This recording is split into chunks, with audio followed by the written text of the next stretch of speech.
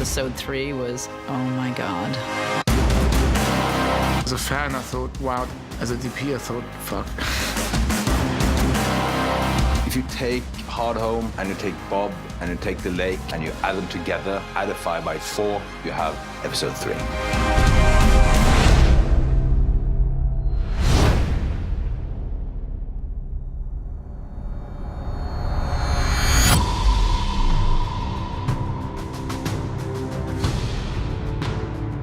We had 11 weeks of night shooting, so that was quite a feat for any crew to go through. We knew this episode was going to be almost entirely battle. It's well over an hour, and it's mostly action, and part of what we cared about a lot here was getting Miguel on board and forcing him to shoot 55 straight nights. Look at it this way, I never ever want to do that again. I don't think anybody who did that ever wants to do it again. Yeah, that was tough, and I don't think it was something that anybody really realized just how hard it was going to be. The long night. When I was doing it, it was -14. Just chilling, -14. In a field. You know, it's too cold to snow. When it's too cold to snow, you know you got in trouble. Chris and the rest of the team, they were there day in, day out, where you would start your evening at 6 o'clock at night, and then you'd go home at, 5 o'clock in the morning, and it just, that's brutal. Your body never acclimates to that 100%. By like week 3, say, like people looked slightly haunted. Cast, stunts, background, crew, like everybody just looked like this is like getting into us. This is like getting into our spirits. I'm not gonna lie, it was horrible. We enjoyed the work, and I said to my guys, you might not want to do it again, but you won't regret doing it the first time. Because the product, what you've achieved, is amazing. I think the crew, they enjoyed the result is, you didn't do all this and think that's not really impressive. There's no doubt about it, it's really impressive sequence. And I think the nights are just one of the things, we're just gonna get through this. It's just another notch in the belt of the crew on Game of Thrones, that they've done things that feel quite unique. I'm proud of everyone. I'm proud of the work that was put in. I think it was a mammoth task that we were faced with, and we did it. And it just feels incredible. That first week after night shoot, seeing the crew, like, smiling at the sun. What they went through was pretty stunning. And look, it's not, there's no special prize for being the toughest crew, but there probably should be. Working in the pitch dark, in the rain, in the mud, it's a real testament to the entire Belfast crew who gave us something that no amount of money could ever buy.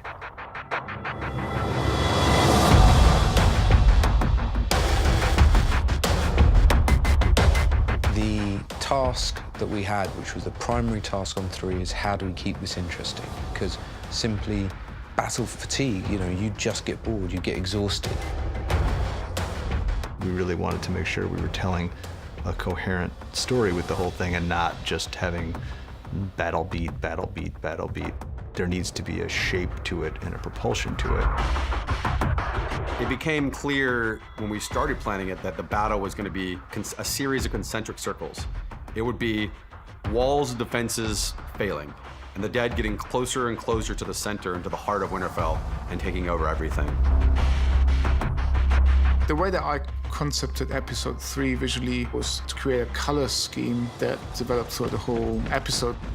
So it starts with a moonlit night. Because the Night King brings the storm and the clouds, the moon becomes dissipated and the moonlight takes over, but in a very diffused kind of way. And then the next stage would be the trench going up. We wanted the trench to be this overpowering light. And in prep for a long time, Miguel always mentioned hell to me. It's turning into hell for each character. So the blood red fire of the trench takes over the image and completely drains out the blue of the moon until the end. Because the trench is dying down, the moonlight suddenly gets introduced again. So that was kind of the way for me to break it up into sections. So you have something that's visually different, so it's refreshing in that respect. But how do we take it one step further? And so what we decided was to give each act a genre. So basically, Act 1 is suspense and is build up. And the best way to do build-up is in any sort of kind of monster movie, which is what this is to not see the monster. Act 2 is actually from the moment that Arya is on the back foot and enters into the castle. That's the horror movie. And then Act 3 is an action movie. And so by breaking it into genres, it allowed us to change rhythm and go off on tangents where we followed specific characters for a longer period of time rather than worried about what was happening to everyone else. Core of it is the people you care about. You want to care about the people fighting, so every effort is made to make sure that you center that conflict around the people you know. And so whether it's Arya's storyline or Sansa and Tyrion down the crypt or Jon Snow and Dany up in the dragons, it's kind of like all these separate little battles within the greater battle.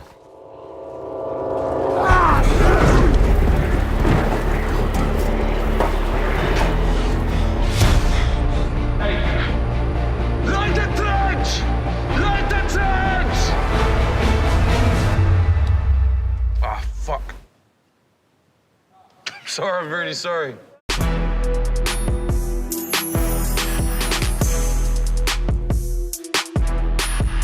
The living do have some time to prepare for this battle, and one of the things they know going into it is that they're going to be outnumbered, and another thing they know is that the whites don't like fire. So they dig a massive trench around the entire castle and fill it with kindling. To read the word trench on the page doesn't sound like anything, but it took such a lot of work to try and resolve it to a point that it was a convincing method of defence. It was important that this trench not be something that anybody could jump over, so we needed to construct these bridges that would then collapse and create another barrier. The trench had real wooden spikes, real wooden logs lining throughout the trench. Then the real logs were replaced by steel logs that could burn over a number of weeks without burning away. It had to accommodate a whole special effects rig. So the considerations are enormous. And in the end, the trench sort of encompasses pretty much the whole of the castle. As trenches go, it was a good trench. And I've done some trenches. Light the trenches! And then the reality of how do you light 900-foot long thing full of bitumen with hundreds of people running at it and stun people in it. Oh, I mean... So...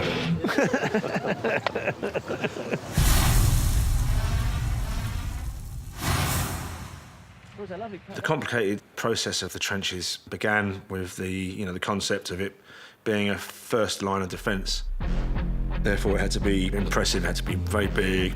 So we had to devise a way we could produce a flame which is big enough for outside environment. So we came up with a system which is just a simple water trough. It makes the most economical flame out of propane. And then, of course, you've got to think about the consumable part of it. You can't have real logs in there. It has to be a steel thing.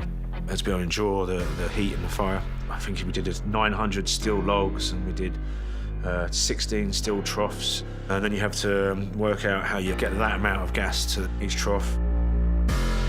We've got one 4-ton tanker with a mobile unit, which is 5-ton. So with a combination of two, we convert liquid into gas, and that's what gives us our gas supply. We run it off an electronic valve system that's tied in with a firing box, and each one's ignited by an individual gas bang in a sequence.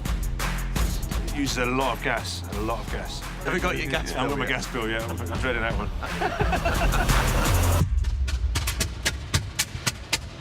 And you see the Red Priestess come out and light that trench, that would be such an extraordinary moment as it just lights around Winterfell. In terms of imagery, I always thought that was such a fantastic thing. So you really were seeing for the first time the ice and the fire meeting. So that was something that I thought was a really lovely image to establish.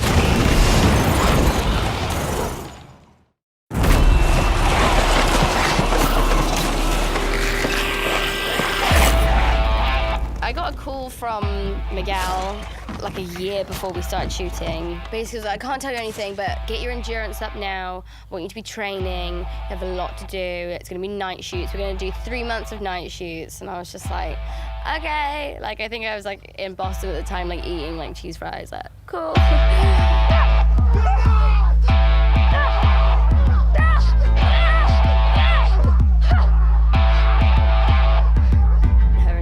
Fight through the battlements was just a real great moment, and everything that I have learned really did come down to that, and I did use every sort of skill that I'd learned in that fight. It's one thing to go on the battlements, but then over the top of Winterfell, you've got these 2 staircases that go up to the middle section of Castellation.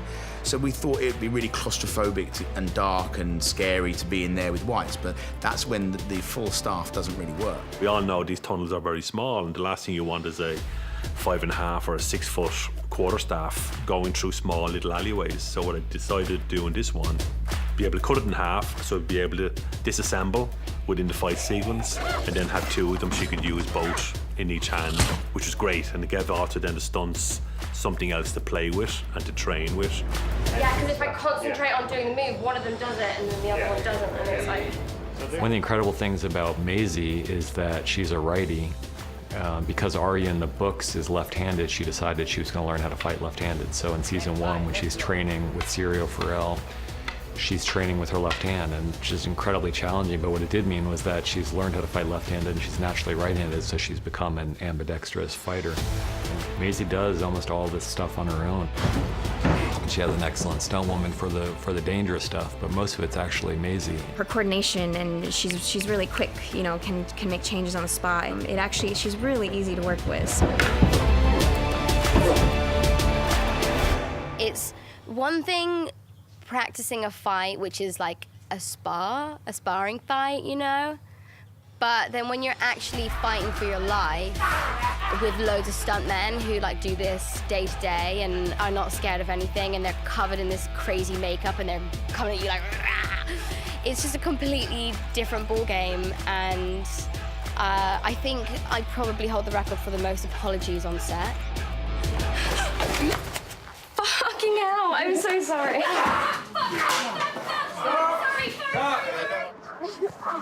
Sorry, guys. They're fine. They got pads on.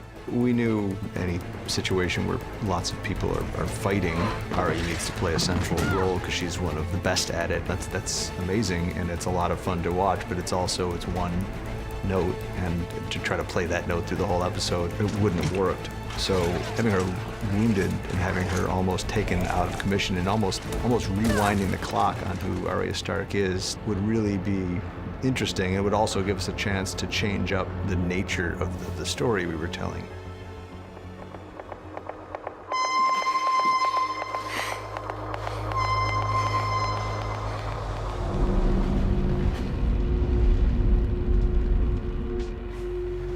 The library sequence was built around the idea of I need to have a marked shift where the audience, instead of coming back and going, okay, and more battle, they come back and they go, oh, change the style. Hopefully what it does is it refreshes the audience, and they're like, you know, we want to know what's going on outside, but we're okay to be inside for a minute and slow things down. And we're also okay to be with Arya, who's suddenly, from being this incredibly confident character that she's been now for quite some time, is completely traumatized by what's happened to her. One of the things we did when we shot that sequence is we designed the library in a certain way, and then I took Maisie in there and I got 9 whites or something in there, and I gave them all a path, and then I told her she had to make her way through it without being seen. And we figured out this whole choreographed piece where everything was a near miss, and everything was just about not seeing, and everything had to be silent. And it was really fun to do.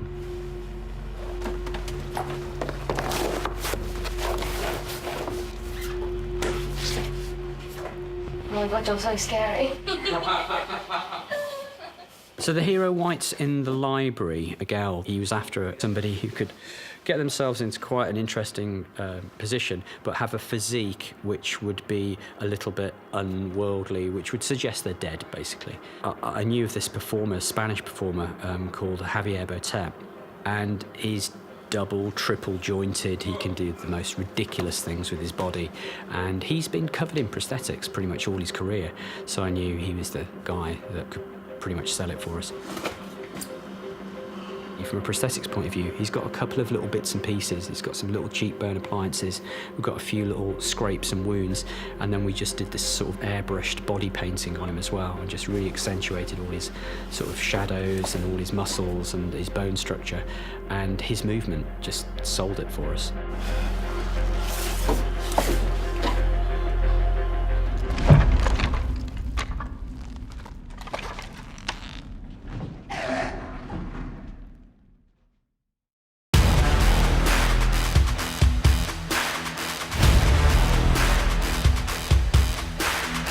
We're all in love with Lyanna Mormont. I think the whole world is. So we wanted this to be her absolute heroic moment. Oh, when I found out I was dying, it was the best thing, really. It sounds strange, but I either decided I'd be happy if I ended up on the throne, which I thought was very, very unlikely, or I had a great death. So I'm very happy. And the whole giant thing, that's just really cool. Bang!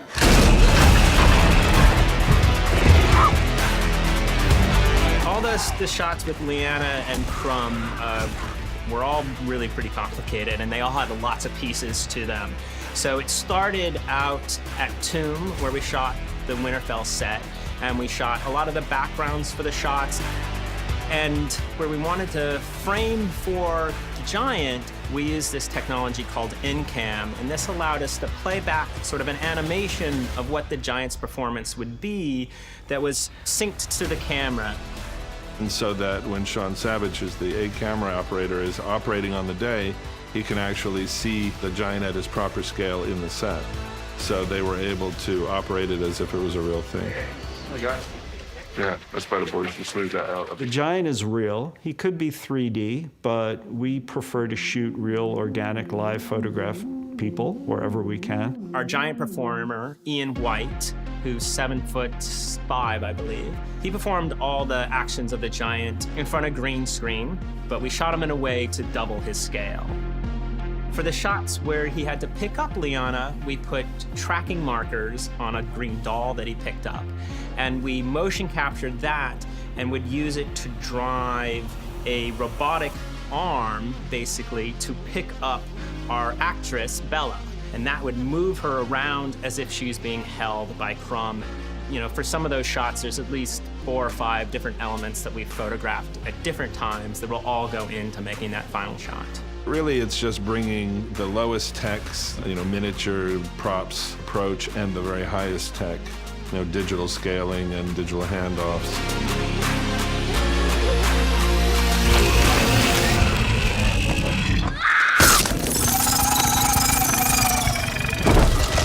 I think it's very fitting for Lyanna to die, like doing something like that, stabbing a giant in the eye. It's a bit like, I realised today, it's a bit like David and Goliath, the same sort of thing. Like just a stab in the eye kills him. But with this little Lyanna moment.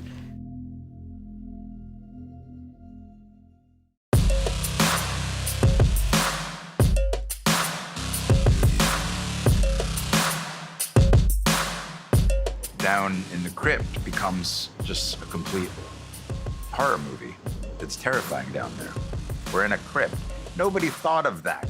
He's bringing all the dead people back to life, and they put the women and children in a crypt with all the dead people. So, rah. Tyrion is smart, but I guess not that smart. Yeah, the whole action was really fun, because I never get to do any action. In between setups, Peter and I would be joking around like guns, like running between podium to podium, trying to catch a white. We felt like action stars, even though we probably ran like 5 meters. With the whites in the crypt, for us that was exciting because we realised we were going to do some really cool mummified and dried husky sort of whites.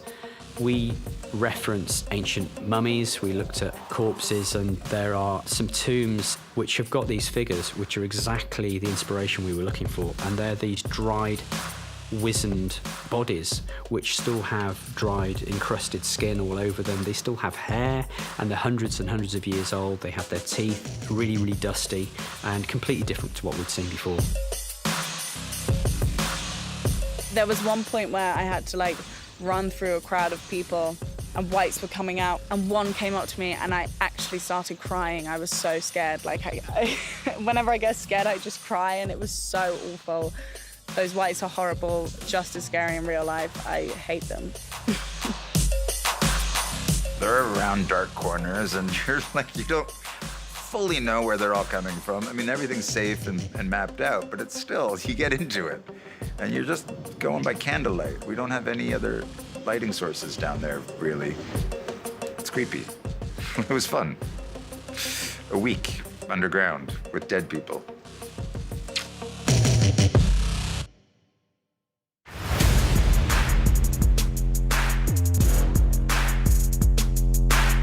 We're such nice people that, you know, it's just such violence that we're portraying, and I've often said, how did we end up here?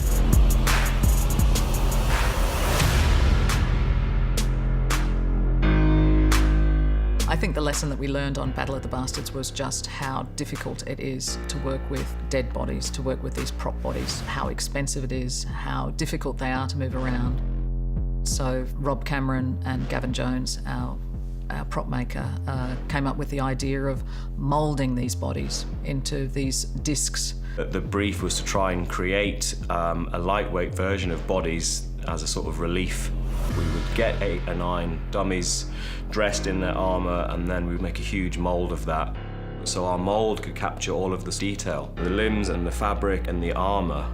Had, I think, probably about 300 body parts, which we would have painted up in different elements, you know, give them some skin tone, give them a bit of a palette, and individually pull out each body. And the good thing about these, the weight of them, we can actually mound them up. So the prop boys came up with this great idea of wedges and then building them up. So it's total carnage and devastation, really. It looks great. I've got to say, they work really, really well. The prop guys will never want to see another one of these discs again, because they spend a hell of a lot of their time walking them around, moving them from the right flank. Okay, now we've got to dress the left flank, so all the bodies have to move across to the left flank. Fucking hell! For close-up stuff, interspersed with that would be live people dressed as dead bodies. When you walk on set sometimes and they're about to shoot, and suddenly one of them will twitch or sort of move or something, and it's like, oh my God, because that's actually an extra who's been dressed as a dead body and will sort of be in there in amongst the ones that we've put in. Yeah, it's very disconcerting. It's a strange place to be.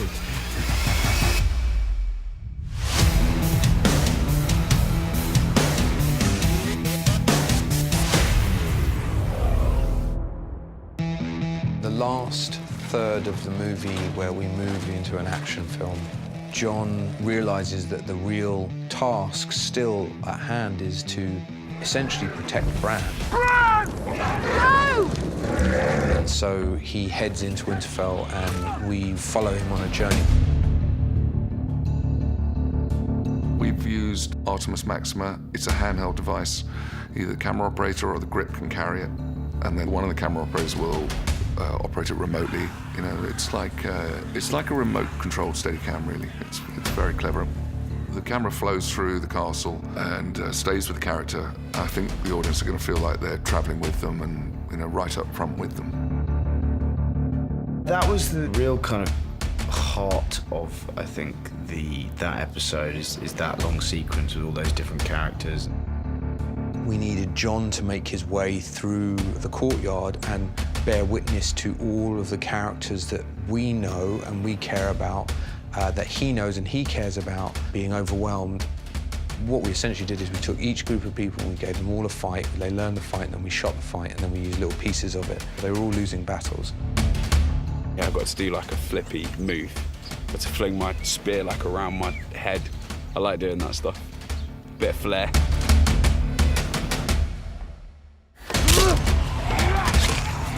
I loved filming the sequence where we are really up against it, and it is overwhelming for Brienne. And Brienne is in battle mode. It was really all-encompassing that night.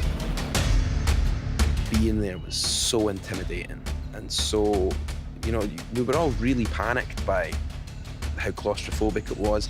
And I think that really adds to the work. One of my highlights from that episode was standing on the pile of bodies and fighting for my life. And the funny thing was that we said to the stunt guys, if you manage to get me down, take me down. So on some takes, I died, or Tormund died. I was really fighting for my life, for Christopher's life. Strong arms now.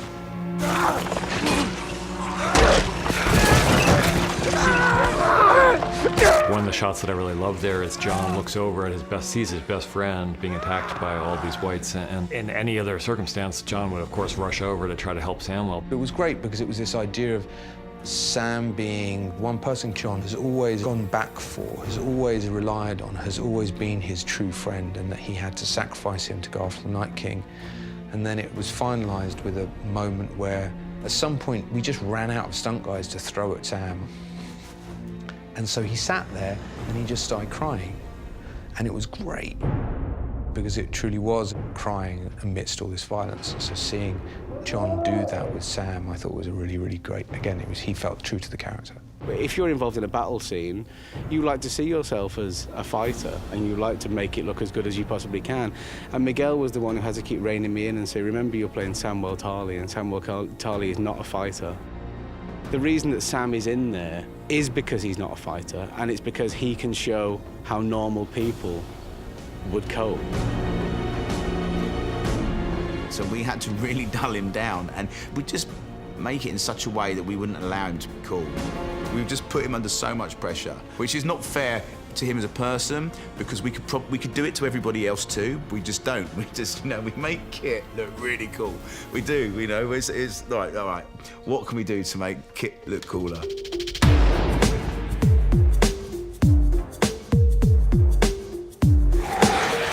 One of the most challenging shots is when we travel through the courtyard extensively, and then we head down to what we used to call the old kennels. And as he's running down this very long, dark corridor, we had to coordinate about 15 stuntmen dropping out of the roof around him. They're obviously going to arrive in a certain zone, certain moment, certain second, which, between the stunt guys and Kit, they had to coordinate perfectly. Up against the wall, now put it on his neck and then drag it out. Take your time. I wouldn't kill him. I wouldn't kill him until you see the next guy. And everything was really based around the idea of, like, how can we make it feel as messy as possible? But then we had to obviously put one of our stabilised handheld rigs behind him and still stay really close to him to make the audience feel that jeopardy, the danger of what was happening. After we've choreographed it and rehearsed it, what have you, when we're shooting it, you know, my job is the safety of it and also making sure that it all works. Then I'm cueing, because obviously we all need to be in sync.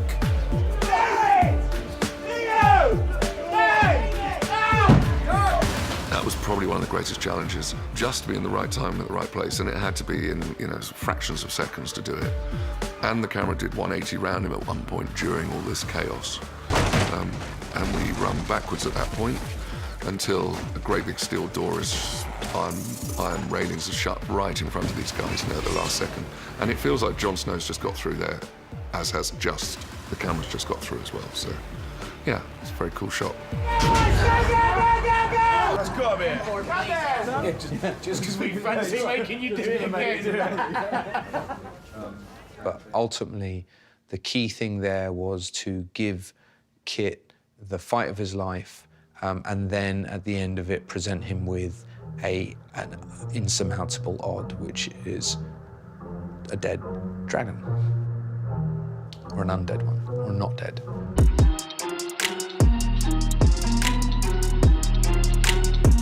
Zombie dragon lands, having his face been torn off, can't exactly see, smashes through the ravenry. Just an insane fight where John is ducking behind these pieces of set as this icy blue fire is blasting over the top of him. But the fun thing is that Viserion is so damaged by this point. He already has a hole through his neck from being taken down by the Night King. Now he's missing half his face, so he's leaking. So, you know, this blue fire is kind of leaking and shooting around.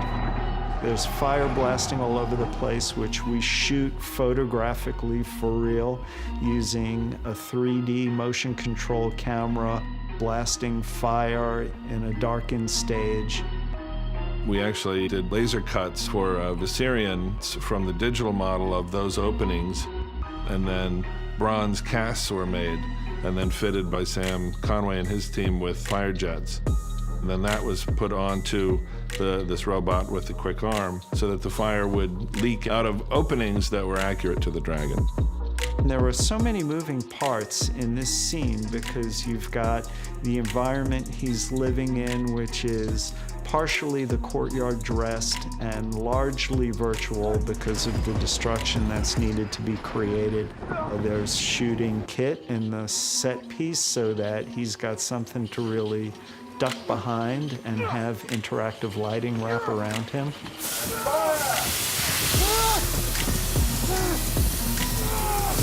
We did a lot of destruction in that courtyard. We like building things, but equally we like destroying things. That's always quite good fun. So we go at it with flamethrowers, paint, earth, mud, you name it. We just take it in there and do whatever it takes to destroy the thing. I asked for a load of wood to be removed. We made a huge bonfire of it. We burn it for about a day until it's charcoaled, it's almost destroyed. Then actually you get something rather beautiful. It's rather wonderful. Just when you think that it's all over, and just when you think that Jon Snow's gonna be the hero again, we realise that Arya appears through the mist.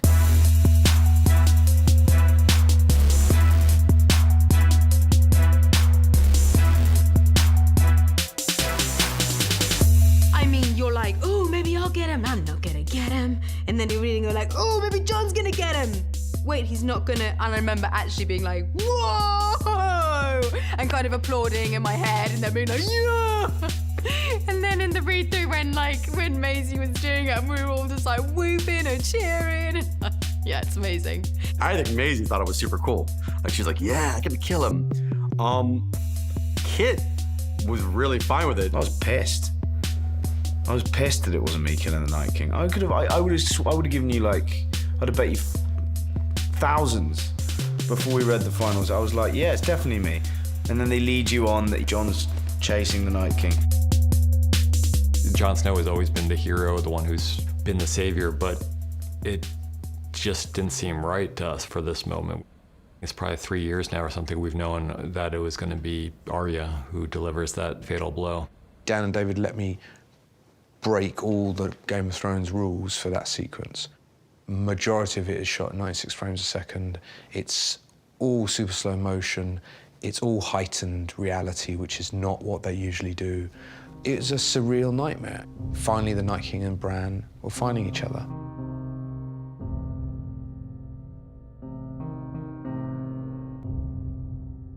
The music plays a big part in creating that sense of despair that should exist in that moment. And you're intercutting with Jon, who's clearly not going to make it, and you're intercutting with all our other characters where they're so fucked. Everybody's fucked. I mean, that was the phrase we kept using. It's like, let's do the it's fucked shot. And then everyone would shoot a shot where it just was like, there's no escape. Everyone's going to die right now. And you know they're not, but we want you to feel that same feeling of, oh my God, it can't. What's the recovery? How do we come back from this? And we've all forgotten about, you know, that little innocent girl from all those years ago who's turned into a trained killer who's coming out of nowhere.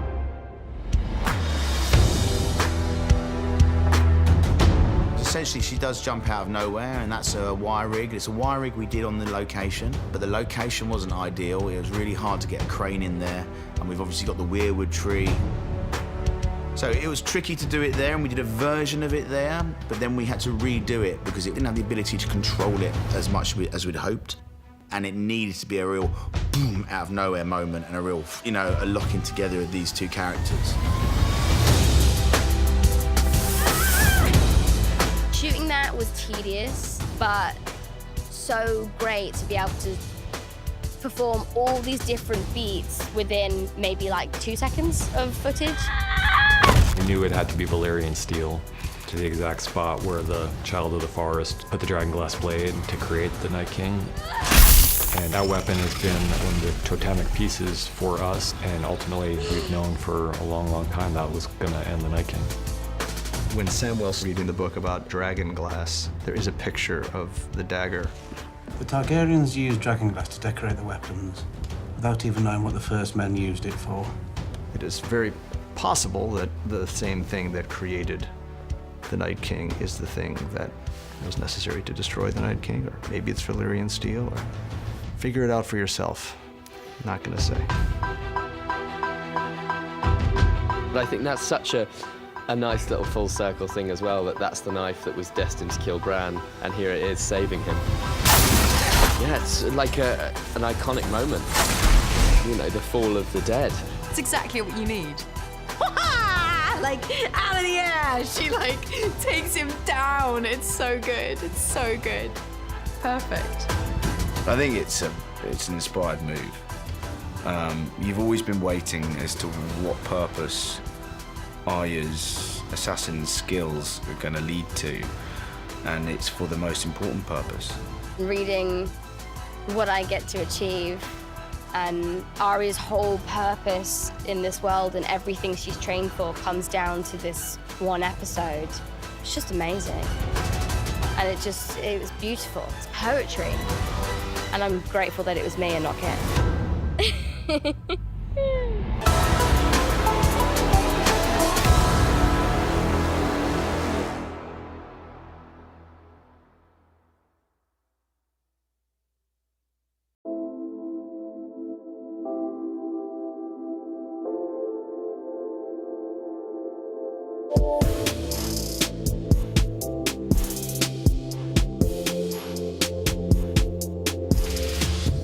Think about Jorah. From the very first time we met him, he was with Dany, you know, and the first time you meet him is at Dany's wedding when he's giving her the books of Westerosi history. And from that time, he's been mostly by her side. If Jorah could have chosen a way to die, it would have been protecting Dany. There was a lot of input from Ian and from D'Amelia about making sure that their characters stayed true to who they were, not having Jorah lose sight of his goal, which is protect his queen at all costs. Emilia didn't want to be completely damsel in distress. She didn't feel that her character would be like that, but then we'd never seen her do anything in that vein. So we needed to make her not look like she was completely ineffective and disinterested in saving Jorah. And then you don't care what happens to Sword off. No, that's why I'm trying to play up the... But also, this was Ian's big moment. We realized that all he ever wanted to do was to serve her, and all he ever wanted to do was to fight to protect her. And there had never been a moment where she more needed someone to fight to protect her than this moment. And Ian himself, I think he was happy to go down fighting because he's very good at it. My favorite scene to shoot was my demise. Yeah, just because it required most of me, was the most demanding and most fulfilling scene. And it felt the right conclusion for Jorah's role, and being given a very good setting, a very kind of dramatic and telling setting.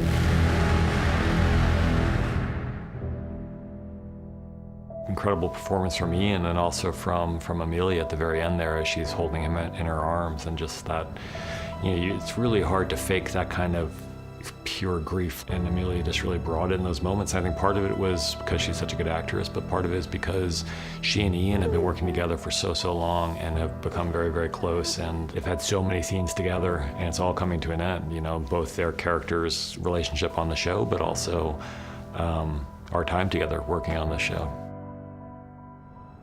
It was really hard. You know, I just had to look at Ian's face, and it was like, it's all there. It's all there. It's our relationship. It's like the whole, you know, we've been with these characters for so many years. We've been like to hell and back with them. It's been quite a journey.